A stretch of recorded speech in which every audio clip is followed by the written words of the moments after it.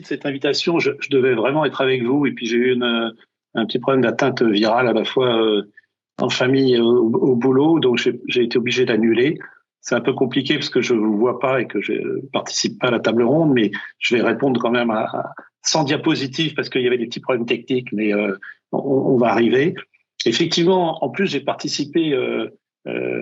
Donc, j'avais une diapositive de lien d'intérêt, donc j'ai pas de lien d'intérêt avec les laboratoires du Covid, mais avec ceux du VIH et des hépatites. Et puis, j'ai participé notamment à ce qui a dû être évoqué en fin de matinée au travail de prospective du Haut Conseil sur la partie médias et communication. Et je pense que c'est à ce titre-là. Et puis, je fais partie aussi d'un think tank qui s'appelle Terra Nova. Alors, j'ai vu qu'il y avait quand même un titre à cette table ronde qui s'appelle « Remettre l'humain au cœur de la santé publique », donc je vais essayer d'en dire quelques mots aussi. Alors, effectivement, le Covid est une caricature de la complexité à articuler la communication. La communication, parce que la communication, on l'a vu avec le Covid, c'est multifactoriel. Hein, c'est les médias, c'est les institutions, c'est le politique, c'est le scientifique, c'est les experts autoprogrammés, c'est les chaînes d'information continue, la chaîne YouTube, puisqu'on est à Marseille. Et donc, c'est très compliqué que tous ces effecteurs et tous ces effecteurs participent à la communication. Il n'y a pas seulement les médias. Et effectivement, alors pour répondre à la proposition de Zena, je vais répondre très simplement à cette question-là. On n'a pas d'évaluation, et on en avait parlé justement dans le travail du Haut Conseil, on n'a pas d'évaluation vraiment de l'impact de ce capharnaüm de communication pendant la crise Covid sur les croyances, enfin, les études KABP par exemple, des études sur les croyances, les connaissances et sur la façon dont parce que c'est très, très compliqué à faire, surtout par temps de crise, et en quoi les médias, finalement, ont influencé l'acceptabilité des politiques de prévention, l'acceptabilité du vaccin. Donc, c'est très compliqué à faire ce genre d'études, mais je pense que c'est parmi les recommandations que j'avais faites, qu'il faut faire des études KABP en voyant quel est le poids les médias, comme on l'a fait dans le sida. Alors, il y a une citation d'Étienne Klein qui résume un peu la complexité de tous ces effecteurs. Dans son tract Le goût du vrai, là, chez Gallimard, il dit l'affaire est rendue délicate par le fait que circulent dans les mêmes canaux de communication des éléments appartenant à des registres très différents, c'est-à-dire justement les connaissances, les données scientifiques, les croyances, les opinions, les commentaires, les déclarations politiques, les fake news, et que tout ça, immanquablement, crée une énorme confusion, et on l'a vu avec le Covid. Un autre élément très important et assez spécifique, je trouve, de la crise sanitaire Covid, même si on en retrouve des stigmates déjà dans la lutte contre le sida, par exemple, c'est le fait qu'il y a une place prépondérante pour le dissensus et que finalement, on a vu, notamment avec les vaccins, mais pas seulement, avec les masques, que 5% de dissensus pouvait avoir autant d'occupation dans les médias que 95% de consensus. Ça a été vu sur les réseaux sociaux, ça a été vu sur les grands vecteurs d'information et de chaînes continues. Alors, sur la part informative, là aussi, on est dans une situation totalement rarissime. Hein. Les données, par exemple, de l'INA, sur la période mars-avril 2020, montrent que le thème Covid occupait jusqu'à 85% du temps d'antenne sur la chaîne continue. Donc ça, c'est les données de l'INA. Et quand on compare, ça a été fait par plusieurs sites avec d'autres événements qui n'ont rien à voir avec la santé, mais les gilets jaunes, l'arrivée au pouvoir d'Emmanuel Macron, on est tout à fait hors norme en termes quantitatifs sur ces médias et aussi sur la presse écrite et puis sur le web éditorial. Et tous les outils médiatiques ont profité de cette crise Covid, enfin profité au sens où leur part de marché et leur part d'audience considérablement augmenté, y compris des réseaux d'information plus classiques, hein, comme France Inter ou comme Arte. Enfin, donc tous les médias audiovisuels ont été impactés par cette crise. Un deuxième point sur lequel je voudrais faire un constat, qui a été partagé avec certains d'entre vous, c'est l'absence de parole tutélaire. C'est-à-dire qu'on a eu une multiplication des institutions qui a été démultipliée par la crise du Covid. C'est-à-dire qu'en plus du Haut Conseil de Santé publique France, de la NRS, de l'INSERM, etc., de l'HAS, l'NSM, j'en passe, on a eu d'autres structures qui ont été créées, qui viennent de disparaître, le Conseil scientifique, dont une des membres éminentes est ici présente, et le comité aussi d'orientation stratégique vaccinale, et puis les sociétés savantes, mais tout ça avec une communication absolument pas transversale, c'est-à-dire qu'il y a eu des communications de part et d'autre, et on l'a vu surtout au début où chaque institution communiquait avec une autre particularité aussi qui est compliquée pour les médias, c'est que non seulement il y a des expressions différentes, alors évidemment il y a en plus le cabinet ministériel, la DGS, le Premier ministre, le Président de la République qui s'exprimait. Tout ça rajoutait effectivement des messages qui étaient parfois contradictoires. Et puis, on n'a pas, enfin, les uns et les autres n'étaient pas préparés à ce niveau de communication. Quand je dis les uns et les autres, c'est que je dis à la fois l'absence de science de la communication dans la formation médicale, par exemple, qui est un point pour moi majeur, y compris dans la formation continue, c'est qu'on devrait informer les médecins de comment on débobine une fake news, comment on fait une analyse critique. Alors ça avait été fait un petit peu dans le corpus des études médicales, mais pas vraiment avec une analyse des médias. Donc ça, c'est un point qui a été vraiment majeur dans la crise Covid. Un troisième point qui me paraît important et qui répond à la question de l'humain, c'est que, et qui est assez spécifique du Covid, c'est l'absence de la parole dans les médias notamment, mais aussi dans la décision politique du patient expert, comme on l'avait dit dans le SIDA. C'est l'expression de Daniel Defer, le fondateur de AID. En fait, l'absence de représentants d'usagers, quand vous regardez la constitution du Conseil scientifique, et j'en ai souvent discuté avec Jean-François Delfrécy, il n'y avait pas de représentants d'usagers, il n'y avait pas de représentants de France Association Santé, voilà, de représentants de, je sais pas, des associations de Covid long. Et ça, cette absence on n'a pas tiré les leçons de la lutte contre le sida et de ce que finalement les personnes atteintes, leur entourage, peuvent amener d'expertise, même si on est dans une situation de crise. Un autre phénomène qui a été assez spécifique aussi, c'est l'avènement les médias ont été informés par des vecteurs de l'information scientifique tout à fait inédits. Alors bien sûr, Internet existait avant, mais quand je dis que c'est inédit, il y a effectivement la question de l'expert autoprogrammé, ça a été dit, et puis avec un effet de saturation, comme je viens de l'entendre. Mais par exemple, puisqu'on est à Marseille, vous savez que l'utilisation de YouTube, de la chaîne YouTube par l'IHU a été extrêmement spectaculaire parce qu'on diffuse beaucoup plus vite par YouTube qu'en faisant une lettre dans Lancet pour être dans la caricature. Et puis dans la communication scientifique aussi, les journalistes sont plus formés, enfin n'ont pas été formés à distinguer un article qui est retiré, donc avec un site qui s'appelle Retracting, qui est tout nouveau. Dans l'histoire des publications scientifiques, notamment en maladies infectieuses, les rétractions d'articles sont exceptionnelles. Je rappelle toujours cet exemple-là.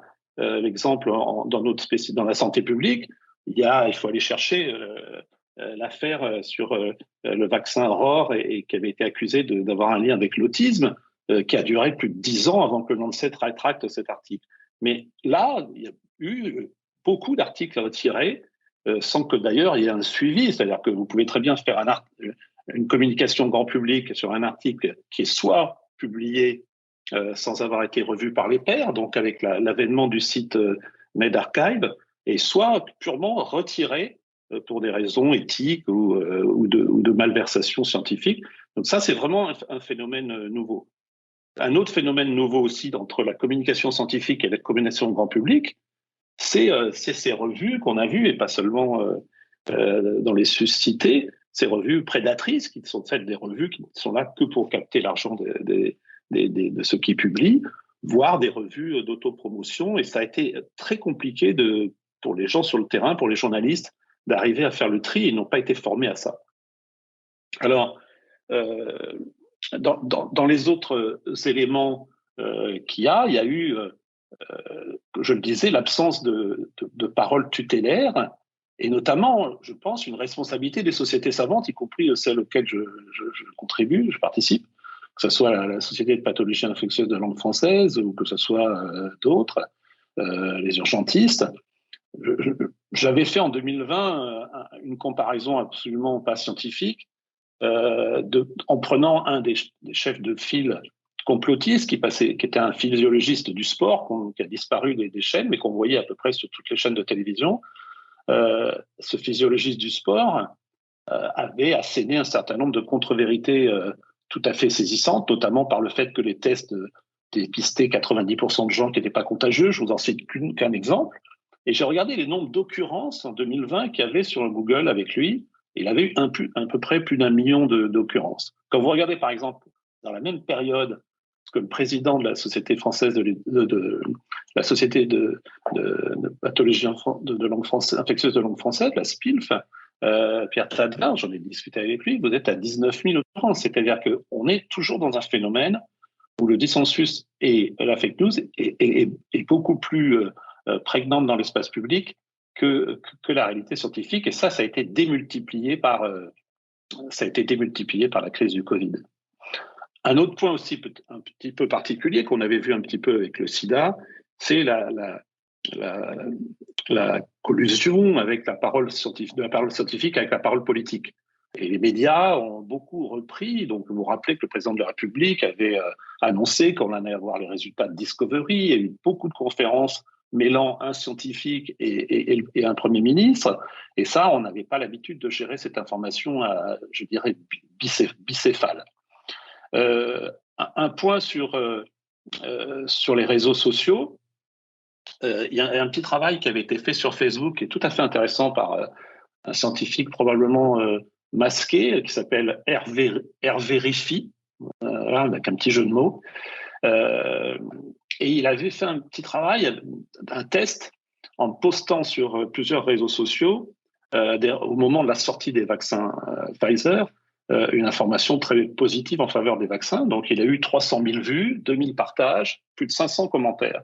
Et ce qui est très intéressant, c'est que les avis négatifs représentent que 1% des avis dans son petit travail, 30% des commentateurs et 50% des commentaires.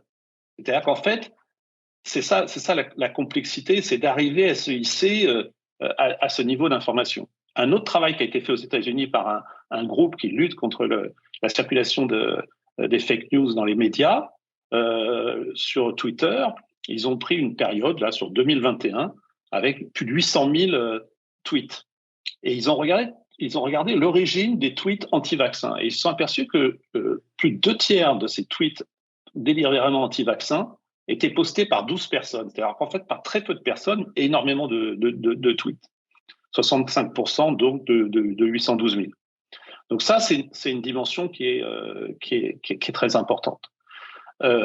Un dernier point peut-être, enfin un avant-dernier point, parce que ça a été dit tout à l'heure sur la saturation.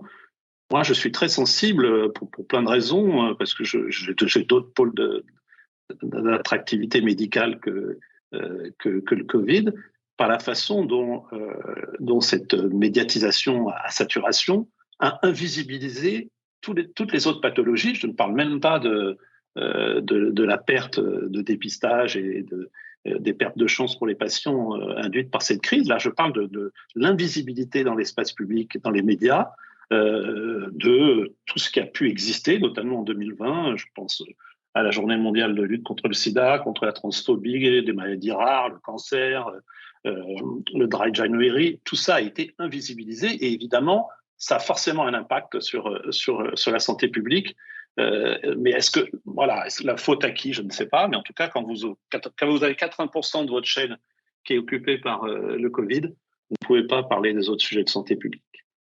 Un dernier point, peut-être un peu, parce que je vois que l'heure passe, qui est un peu plus particulier, et je pense que ça serait une réflexion à avoir, c'est que la loi sur les conflits d'intérêts, sur les liens d'intérêts, n'a pas été adaptée à cette crise du Covid, a été utilisée finalement la notion de conflit d'intérêts a été utilisée comme une arme un peu dissuasive pour salir un peu la parole scientifique. Et il y a eu une enquête de Ipsos en 2020, octobre 2020, Ipsos avec l'Institut Sapiens. Je vous donne que 2 chiffres. Un chiffre qui est en augmentation par rapport à avant la crise du Covid, sur le fait que quand les scientifiques ne sont pas d'accord entre eux sur un même sujet, c'est souvent parce qu'ils défendent des intérêts financiers privés.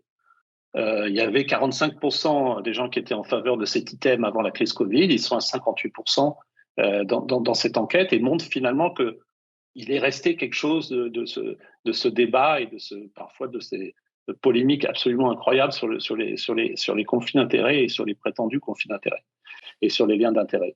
Un dernier point, oui, ce qui a été intéressant, et peut-être que Laetitia Altani-Duhaut en dira un mot, ça a été intéressant de voir comment dans les médias, il y a eu finalement plusieurs phases. Il y a eu une première phase où la parole scientifique, et notamment du conseil scientifique, et la parole politique étaient complètement en phase.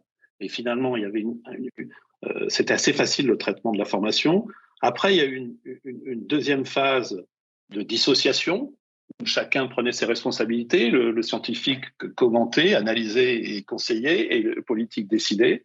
Et puis, il y a eu une phase que l'on voit, qu'on en a vu récemment, qui est une phase où il y a eu clairement une opposition entre l'information scientifique et la décision politique, et qu'effectivement, les médias ont pas l'habitude totalement, en tout cas pour ce qui est des sciences médicales, à gérer ce grand écart entre le scientifique et le politique.